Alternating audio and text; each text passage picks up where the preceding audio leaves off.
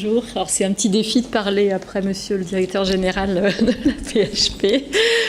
Je remercie beaucoup toute l'équipe, Arnaud, Céline, Elisa et puis aussi Xavier de m'avoir invité à vous parler aujourd'hui du plan maladie rare, qui est sorti début juillet, en faisant bien sûr un petit focus sur le sujet du jour, la BNDMR. Et au passage, je remercie aussi Paul Landais, je ne sais pas s'il est encore là, mais avec qui on avait débuté dans les premiers, avec Alain, etc., de rentrer nos données depuis maintenant plus de 10 ans dans ces marins. Donc le plan maladie rare 3, alors je suis le porte-parole en fait de plein de monde, qui court pour 2018-2022. Il s'appelle, chaque mot est très important, partager, donc c'est vraiment le sujet du jour, l'innovation, un diagnostic et un traitement pour chacun. Alors, je suis devant un public d'experts, donc je ne vais pas reprendre tous les détails, mais c'est important quand même de partir du contexte pour rappeler que les maladies rares sont rares une par une, mais très nombreuses, et que 20% donc, des maladies rares ne sont pas d'origine génétique. Et ce qui motive aussi le fait que ce plan maladie rare a été orienté beaucoup sur l'ambition de réduire l'impasse diagnostique, c'est que les constatations étaient que pour un quart des personnes, ça met plus de 5 ans pour que le diagnostic soit envisagé. Et encore actuellement, on l'a encore vu tout à l'heure, une personne sur 2 n'a pas de diagnostic. En termes de traitement et d'innovation, là aussi, actuellement, il faut rester modeste, même si beaucoup de choses ont été faites. 95% des maladies rares n'ont pas de traitement curatif. Alors, pour bien comprendre aussi l'esprit de ce plan maladie rare, il faut rappeler quelques définitions et ne pas oublier, comme on l'a vu aussi, que les objectifs s'intègrent dans un objectif plus international, et en s'appuyant aussi sur le Consortium international pour la recherche sur les maladies rares, IRDIC, qui dit qu'en cas de suspicion d'une maladie rare, un diagnostic précis doit être établi en moins d'1 an, après la première consultation auprès d'un spécialiste, lorsque la base moléculaire de la maladie est connue, et 1000 nouveaux traitements développés avant 2027. Ça a été un de nos fils rouges. Il faut aussi, pour comprendre l'esprit de ce plan maladie rare, rappeler des petites définitions de base. L'errance diagnostique, c'est vraiment la période qui va de l'apparition des premiers symptômes à la date à laquelle un diagnostic précis est posé. Et c'est souvent tout le temps que le patient va mettre pour arriver au bon endroit. C'est pas du tout la même chose que l'impasse diagnostique. L'impasse diagnostique, c'est quand on a échoué à définir la cause précise de la maladie après avoir mis en œuvre tout ce qu'on pouvait en l'état de l'art. Et donc, ça concerne des malades qui ont une forme atypique d'une maladie qui est connue ou une maladie qui n'est pas encore connue. Donc, ça aussi, ça a beaucoup guidé l'esprit de ce plan. Alors, pourquoi un plan 3 ? Il y a eu un plan 1, qui a été fondateur. Il faut le rappeler vraiment sous l'impulsion des associations de malades elles-mêmes, mais bien sûr avec l'aide des pouvoirs publics et des professionnels. Donc, où vraiment il y a une prise de conscience, les maladies rares deviennent un enjeu de santé publique. Et donc, 131 centres de référence maladies rares ont été créés. Donc, c'est vraiment le pilier, ce plan 1, structuration. Plan 2, sont apparues les filières. Les filières, ça a été également un tournant incroyable, puisque on est là carrément au-delà des centres de référence, sont pris en compte et deviennent acteurs tous les laboratoires de diagnostic, de recherche, les associations de malades, le secteur médico-social, etc., qui sont des acteurs des maladies rares. Et puis c'est à ce moment-là que sont lancés les travaux de la BNDMR. Et donc le PNMR 3, on espère, publié récemment, qui va être celui du traitement, maintenant que tout est bien structuré, et puis surtout qu'il va permettre que ce beau dispositif maintenant soit mieux connu. Donc il a commencé ce plan 3 en fait avant la sortie officielle le 4 juillet, puisque vous savez qu'en 2017, il y a eu tout un processus de remise à plat et de relabellisation des centres de référence et de centres de compétences, qui d'ailleurs pour la première fois ont eu une labellisation officielle. Et donc ce sont vraiment les mobilisations des pouvoirs publics, des professionnels et des associations qui ont permis la mise en place de ces plans. Avec un contexte donc très favorable, la stratégie nationale de santé, les filières, la nouvelle labellisation, l'avènement donc de cette ère de la médecine personnalisée, donc en interface avec le plan France Médecine Génomique 2025, le plan Cancer 3, la BNDMR en rouge aussi, qui est une opportunité. Et puis, il faut le rappeler, la France, encore maintenant, il faut qu'elle le reste, occupe une place privilégiée au niveau de l'Europe, au sein des réseaux européens de référence sur les maladies rares. Voilà, donc la structuration, Anne-Sophie en a déjà parlé, je ne vais pas y revenir. Je rappelle simplement que la France a créé et héberge aussi Orphanet, qui est un portail d'information européen, mais aussi international, sur les maladies rares. Alors comment ça s'est fait ce plan ?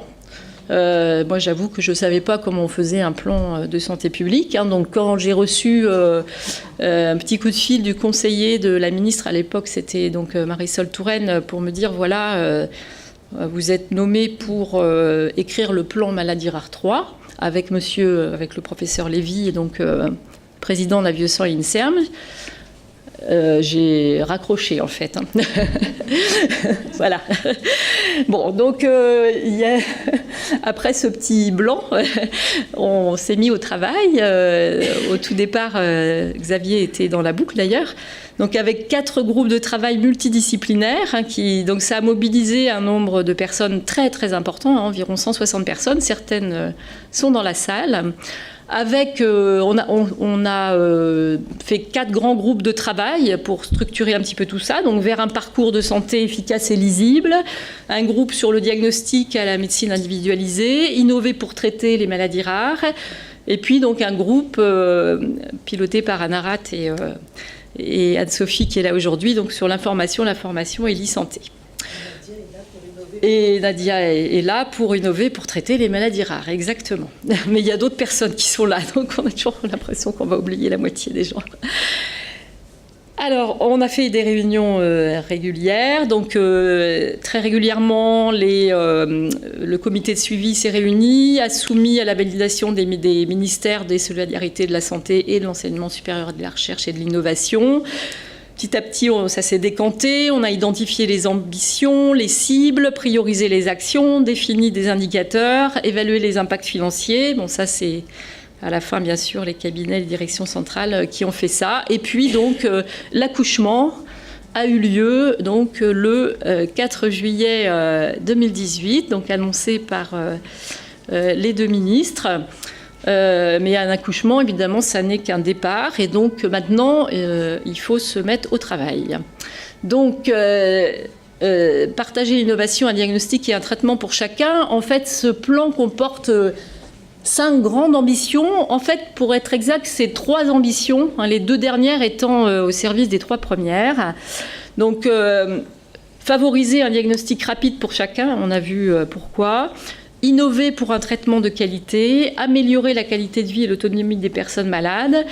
Et vraiment, ce qui nous a paru primordial aussi, c'est qu'apparaisse cette ambition de mieux informer et former, parce qu'on s'est aperçu que les professionnels de terrain, que ce soit les médecins libéraux, les paramédicaux, le grand public évidemment, ne connaissaient pas encore assez tout ce dispositif qui quand même est très bien structuré maintenant. Donc c'est la formation des professionnels, mais aussi des malades et de leurs aidants et des familles. Et puis donc moderniser les organisations et les financements qui sont aussi au service de tout le reste. Je ne vais pas lire ce catalogue, mais je pense que vous aurez les diaporamas. Donc ces 5 ambitions sont déclinées en 11 axes de travail qui vont d'ailleurs constituer les chapeaux des différents groupes de travail. Avec donc 55 mesures. Donc Vous voyez que parmi elles, bien sûr, on a mis en premier réduire l'errance et l'impasse diagnostique. Donc la BNDMR va avoir un rôle particulièrement important à ce sujet. Et puis on peut peut-être aussi focaliser sur, vous voyez, l'axe partager les données pour favoriser le diagnostic et le développement de nouveaux traitements. Là, on est vraiment dans l'interface soins-recherche. L'esprit de ce plan, c'est aussi qu'on n'a jamais dissocié tel axe c'est du soin, tel axe c'est de la recherche. C'est vraiment, Véronique est là aussi, représentant le ministère de la Recherche. Ça a été vraiment un travail en binôme recherche et soins, avec vraiment cette idée qu'il y ait de la recherche partout et toujours une finalité qui est de rendre service aux patients et de revenir aux soins. Et puis toujours aussi ce fil rouge que ça ne peut pas marcher, surtout dans ce domaine des maladies rares, sans être dans un contexte international et d'interface avec nos voisins d'Europe et du monde entier. Donc ce plan 3, il s'intègre évidemment, dans un plan national de santé publique, donc il faut une gouvernance. On a vu la gouvernance tout à l'heure de la BNDMR, donc il y aura un comité stratégique interministériel qui sera piloté par les deux ministères qui nous avaient missionné, mais qui comprendra aussi des personnes d'autres ministères qui sont très importants aussi pour que ça marche. Donc, je pense au ministère de l'économie et de l'industrie, l'éducation nationale. Enfin voilà, d'autres ministères, j'en oublie au passage, pardon. Le handicap, voilà, merci. Je savais que... Merci Véronique. Donc le secrétariat aussi pour les personnes handicapées aussi qui est évidemment très important. Et donc le comité qui sera vraiment opérationnel et qui fera le suivi de ce plan en lien avec un comité de suivi de la labellisation. Donc on comprendra des représentants des filières, les associations, les directions centrales, les porteurs d'axes et des actions. Et donc préparera un rapport annuel qui sera donc remis au comité stratégique et tout ça sera remis donc annuellement au Premier ministre. Et puis donc le comité des filières, le comité de pilotage des filières sera vraiment le socle de ce plan et sera une émanation finalement de chaque groupe de travail de chaque filière, c'est-à-dire que en fait, chaque filière aura un groupe diagnostic, un groupe thérapeutique, un groupe base de données, EUROC, parcours de soins, formation. Et parce que chacun a ses spécificités, mais il faudra aussi partager ce qui est partageable et mutualisable pour l'ensemble des malades atteints de maladies rares. Et donc, vous voyez aussi dans le petit coin, là, une petite nouveauté, c'est que seront encouragées la création à l'échelle des établissements, mais aussi de groupes d'établissements, des plateformes maladies rares. Au départ, ça a été surtout pensé pour les territoires d'outre-mer qui avaient été un peu délaissés quand même jusqu'à maintenant et dans les deux premiers plans. Pour que donc il y ait vraiment un relais et une visibilité de la prise en charge des maladies rares au sein de chaque établissement ou département. Et donc ce sera prévu aussi dans les différents établissements qui hébergent des centres de référence et des centres de compétences. Ça, c'est juste pour rappeler que ce plan français, il n'est pas du tout détaché, évidemment, du contexte international. Donc, certes, on a notre spécificité, nos 23 filières, tous nos centres de référence, de compétences, notre gouvernance, mais tout ça doit s'interfacer, notamment concernant la gestion de l'information et des données. Donc, il y a Orphanet au milieu, la BNDMR, et puis donc...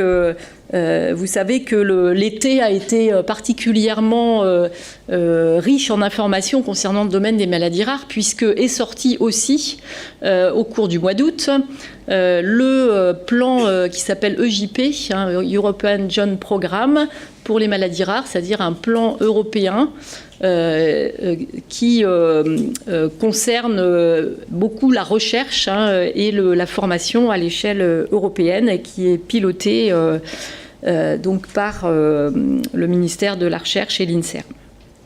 Et donc, tout ça s'intègre dans une structuration européenne. Vous savez qu'il y a un board des 27 États, qu'il y a quasiment en miroir de nos filières 24 réseaux européens de référence, dont 5 sont coordonnés par la France. Et puis, tout ça s'appuie sur des établissements, ce qu'on appelle des healthcare providers. Donc, il y en a 900 à travers toute l'Europe. Tout ce travail ne peut pas se faire sans les partenaires associatifs, avec un travail en concertation permanente avec les associations de malades et au premier plan Eurordis, qui est l'association de malades qui fédère les associations au niveau européen, la Fondation Maladies Rares, l'Alliance Maladies Rares, la FM Téléthon, etc. Je n'ai pas mis tout le monde, on pourrait mettre aussi Maladies Rares Info Service. Alors, on se focalise un petit peu sur notre sujet du jour, la BNDMR. Alors, avec l'aide de Céline et d'Arnaud, donc on a un peu extrait ce qui pouvait directement concerner la BNDMR, là où la BNDMR serait un acteur important au service de ce plan et on le rappelle, au service du patient.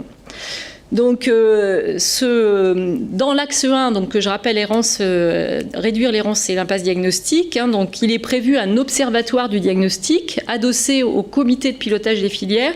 Ça a été beaucoup discuté. Cet observatoire du diagnostic, il a été beaucoup poussé par les associations de malades et notamment l'AFM Téléthon, qui tenait beaucoup, donc qui permettra de produire des tableaux de bord annuels tenant compte notamment de l'évolution de l'errance et de l'impasse diagnostique en France en s'appuyant sur la BNDMR, donc évidemment aussi en interaction avec le plan France Médecine Génomique.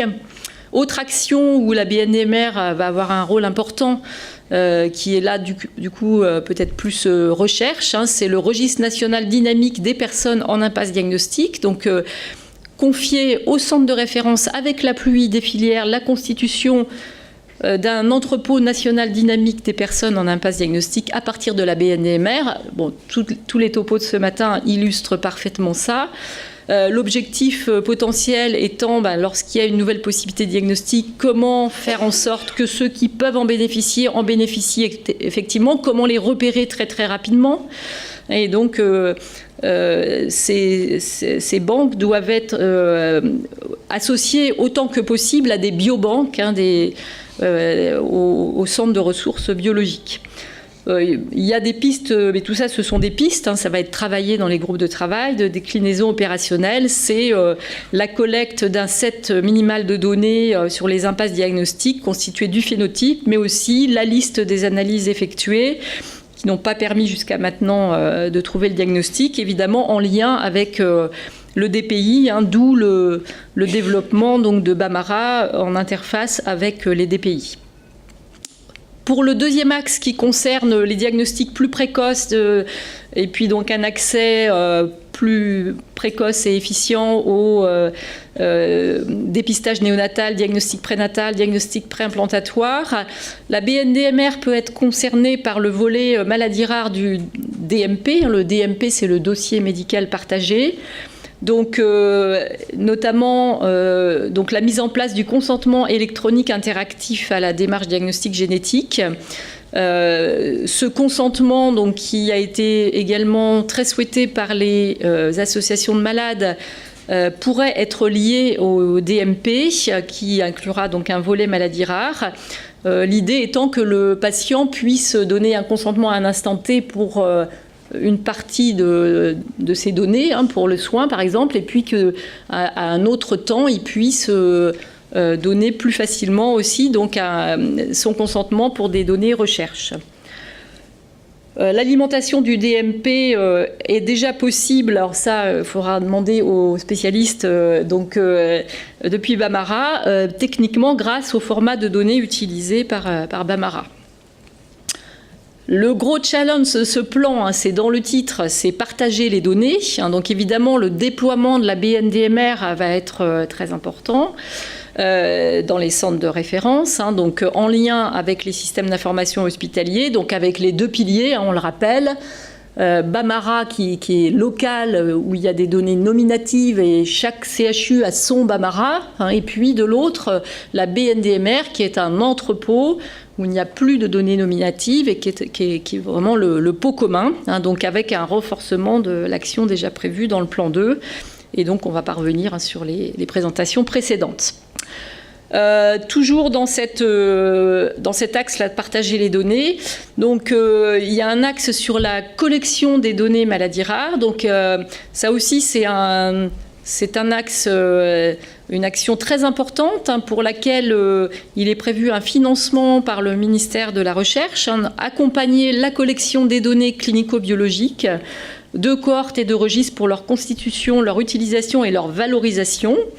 Donc, il va être encouragé et il y aura des appels d'offres, hein, pour constituer des entrepôts de données qui répondent au principe FAIR. Je ne sais pas si vous êtes familier avec ce terme FAIR. Hein, c'est justement utilisé par le consortium IRDIRC, hein, donc ça veut dire Findable, Accountable, Interopérable et Réutilisable. Hein, et donc qui devront être interopérables avec la BNDMR, mais aussi avec les bases de données des ERN, et puis aussi avec la future plateforme de données de l'EJP. Hein, donc là, on a quand même un petit challenge. Hein. L'autre jour, il y avait une réunion où on s'est retrouvés certains pour l'EJP.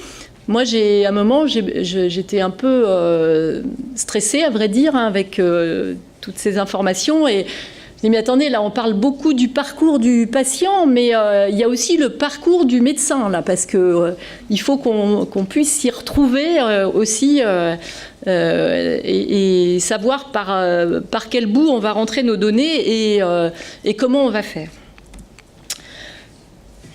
L'axe 4, c'est promouvoir l'accès au traitement et donc avec donc notamment encourager des connaissances en vie réelle. Et donc là, la BNDMR peut avoir son rôle, hein, pour aider au suivi des données des médicaments, non pas par médicament, mais par pathologie, hein, puisque les pathologies vont être rentrées dans la BNDMR. Et donc la BNDMR peut être une des bases de données participantes. Dans la même ambition, donc autour des traitements et de l'innovation, mieux encadrer les pratiques de prescription hors AMM. Donc, une des actions est la mise en place d'un suivi dynamique des prescriptions en dehors de l'AMM à partir du module maladies rares des dossiers patients informatisés. Donc, ça aussi, ça pourrait être une évolution en lien avec la BNDMR du set minimal de données. Une action qui concerne les personnes handicapées, donc développer les outils spécifiques par chaque filière ou en interfilière pour la transmission des informations spécifiques au handicap. Donc là aussi, la BNDMR peut avoir un rôle, hein, et donc on pourrait envisager une évolution de ce set minimal de données avec un focus handicap. Je vous disais tout à l'heure aussi donc, que les filières vont avoir vraiment un rôle de socle, hein, vont être le socle de ce plan. Et donc l'action 10.6 concerne ces plateformes d'expertise maladies rares au sein des établissements de santé.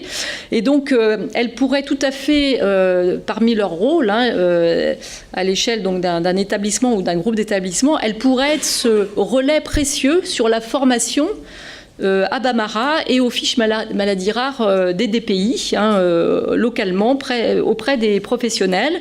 C'est ce qui existe déjà. Il y a un projet pilote actuellement à la PHP au niveau du groupe du GCS Paris Sud. L'axe 11, donc je vous le rappelle, c'est préciser le positionnement, les missions d'autres acteurs nationaux des maladies rares. Je vais finir par ça. Et donc l'action 11.4, c'est renforcer le rôle de Radico dans l'intégration des données de recherche pour les maladies rares. Bon, là aussi, Radico, hein, et donc a été créé pour encourager à la constitution de cohortes maladies rares. Hein, donc là aussi, il va falloir sûrement renforcer les liens opérationnels avec la BNDMR. Et Radico est certainement une structure qui pourra aider au support technique et éthico-réglementaire des nouveaux entrepôts de données dont on parlait tout à l'heure, interopérables. Tout ça en lien avec la plateforme de données de l'EJP maladies rares et les bases de données des ERN. Donc je pense que s'il y a un mot-clé, c'est peut-être interopérable, et puis aussi que tout ces dispositifs se parlent et s'interfacent évidemment dans un souci d'efficacité pour le patient. Voilà, donc c'est extrêmement superficiel et survolé, bien sûr, hein, parce que ça a été 2 ans de travail, et encore une fois, c'est un travail extrêmement collectif.